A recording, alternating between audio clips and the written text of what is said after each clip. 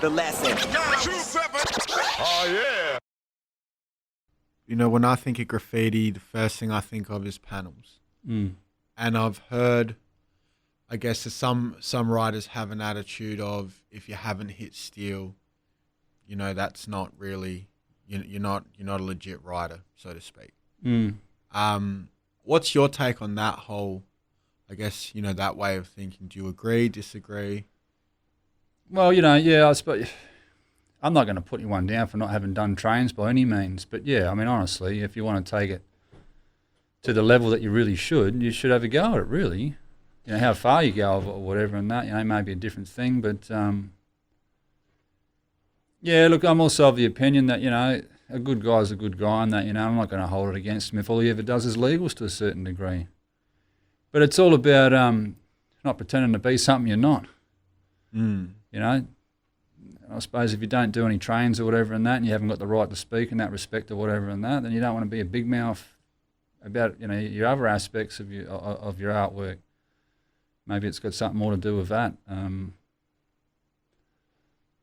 But, you know, when it comes to trains as well, I mean, you know, there's some people out there that have done a lot of trains, and especially in this day and age and that we're travelling overseas, and people have done hundreds of them. You know, maybe 1,000, I don't know. I lose track with some of these guys. There's some heavy hitters out there. Mm. So are you going to compare a bloke that's done, you know, 300 panels to a bloke who's done 5, you know, 20 years ago or something? I don't know. Where does the comparison sort of end? Yeah, true. You know, if you could use a cricket analogy or something or other, you know, you're going to compare Donald Bradman to, you know, I don't know, Glenn McGrath or something or other in this, you know, in an age just gone, not long ago, you know. Now, I guess when you know, when you're talking yards and stuff like that, can you make any comments on, I guess, like, what are some of the things that you think draws people to hit yards in particular? You know, is it like the whole thrill? Like, what is it about? I think from an Adelaide point of view on that, when it comes to one thing that pops into my head is like the tagging aspect in Adelaide. We had a situation where we're trying to tag trains while they're running. You know, I think the New York expression would be in motion. And being that we don't really know any different from day one on that, we think that's the only way you can do it. But if you start thinking outside the square and, you know, outside the box a little bit and that, you think, well, hang on a minute.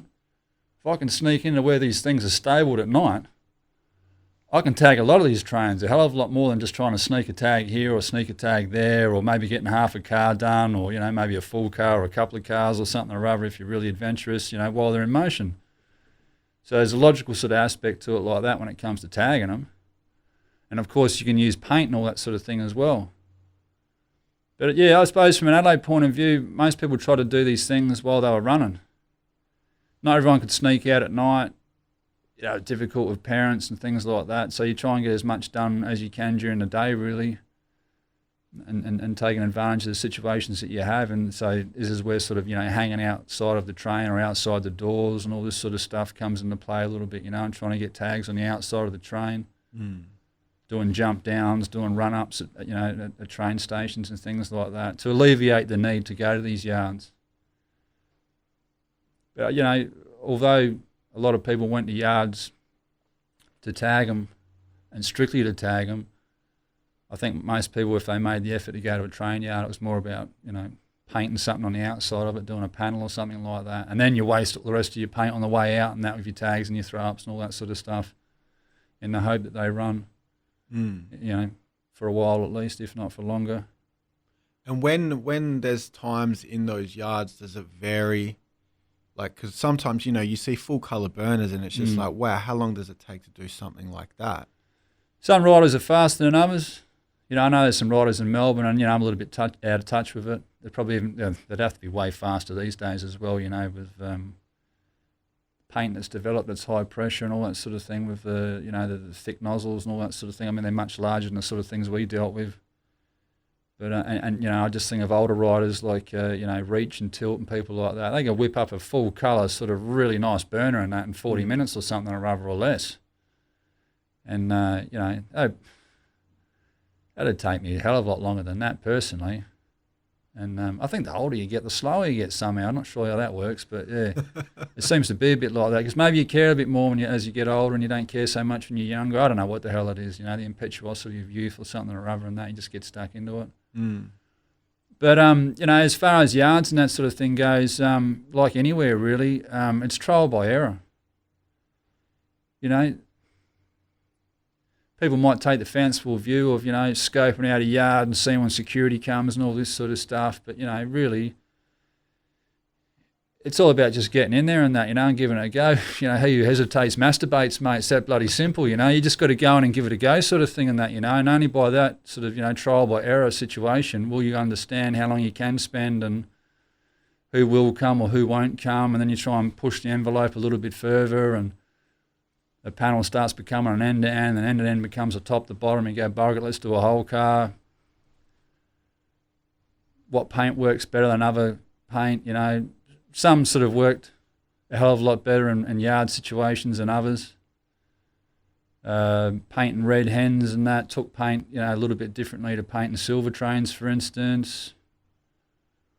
Square nozzles were used a lot of the time in my sort of era and that, but you could get some good square nozzles and you get some bad square nozzles. And you start filling in with a Spartan chrome or something or other, that's a pretty chunky chisel tip and good quality paint. I mean, that's called liquid chrome for a reason. And that covers bloody everything. And so there's no drama there, whereas you use something else, like, I don't know, a fiddly bit spiced peach or something or other with the nozzle that came with it and that, and you're doing a few coats and it's a bit runny and all this sort of stuff. But then trains are generally not as neat, even in this day and age, as walls have to be, if you want to put it that way. There's a lot more leeway, so to speak, in that when you're painting a train and that. You can get away with drips, you can get away with things being a bit patchy or whatever, because it's a train. So, you don't have to be so on point with all that sort of stuff. With a wall and that, it's going to be there, well, legal wall maybe, it's going to have to be there a hell of a lot longer or whatever, and that's going to be scrutinised a lot further, and people are going to care about drips, people are going to care about coverage and all this sort of stuff. I personally never did. I've met some very messy writers over the years and that were extremely creative. Cage is a great example that comes to mind on that. The bloke was messy as hell, but his paintings are bloody fantastic, I reckon, and who cares? And I think it gives real character. I don't like seeing pieces so much that are so clean and all the rest of it and so clinical, and it doesn't have any human sort of element to it. I don't like seeing things that are so perfect all the time and that. But, that's just me also, perhaps. But graffiti is a raw sort of, it's a raw thing. And then, obviously the whole trial and error thing with hitting a yard. Being in that and being around people that are doing that, you would have seen people get caught out and there's certain consequences for that sort of stuff. What are some of the things that happen when people get pinched? Like, what are we... I remember getting done in Gawler once. Bloody hell, 21st of January. Gee, I can't remember the year off the top of my head, but yeah, it was the 21st of January anyway, I remember that much. Just before I was 18. And I remember I got done at Gawler and it had a fence around it at that stage. And I'm painting this train and I look down the road. When you're painting and that, you're looking left, you're looking right and all this sort of things to see what's going on every now and again as you're painting. And so I'm looking down the roads and that, and all of a sudden there's no one there anymore. And I'm thinking, what the hell's going on here? And the next minute I can see all these lights come from underneath the carriage. And, it doesn't take a genius to work out that that's not normal and something is awry. So I'm filling up my bag with my paint. I'm sneaking underneath the train and that, trying to get to the edge of the yard to scale the fence and get out of there. I get to the edge of the yard and that, and there's a couple of coppers there with a torch on me going, all right, mate, don't move and all this sort of stuff. And I knew that, the game was up. There's no point hiding, there's no point doing laps of the yard or whatever and that, because any point you're going to go to on that is going to be another police officer there. There was a car in the background. Obviously these lights came from the other direction, so, there's a bit of presence going on. No point sending in the dogs or anything like that. And I just remember I just dropped my paint and that and just lit up a cigarette. Because I just thought, screw it, just bugger it. What are you going to do? Mm. And so, I don't know, in a situation like that, and that was a few years ago now, of course, the penalty wasn't great. I don't even remember what it was. That's how great it wasn't. But obviously that's got worse over time.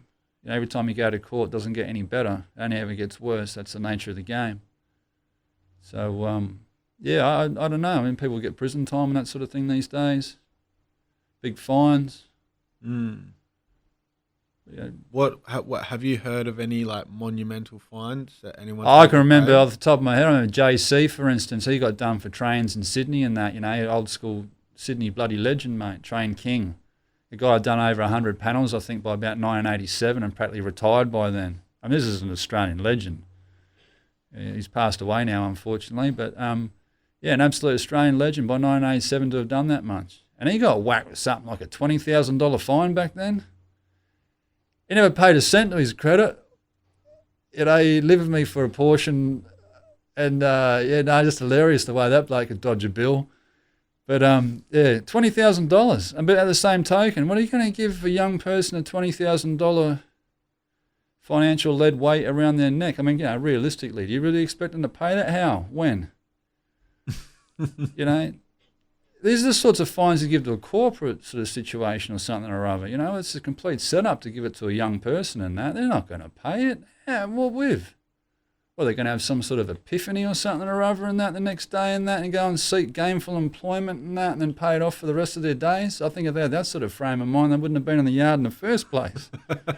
It doesn't make a great deal of sense from, you know, a court point of view. You know, like, it's just really ridiculous. Community service and things like that are a bit more proactive, I believe, if you care about a community sort of base, you know.